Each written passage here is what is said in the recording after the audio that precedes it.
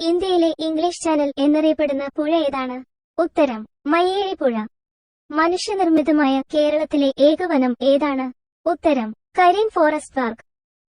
British ഭരണകാലത്ത് മലബാർ ജില്ലയുടെ ആസ്ഥാനം എവിടെയായിരുന്നു? ഉത്തരം കോഴിക്കോട്. ഇന്ത്യയിലെ ആദ്യ വനിതാ പോലീസ് സ്റ്റേഷൻ ഉദ്ഘാടനം ചെയ്തത് ആരാണ്? ഉത്തരം ഇന്ദിരാഗാന്ധി. കേരളത്തിലെ ആദ്യ സമ്പൂർണ്ണ വൈദ്യുതീകൃത ജില്ല ഏതാണ്? ഉത്തരം പാലക്കാട്.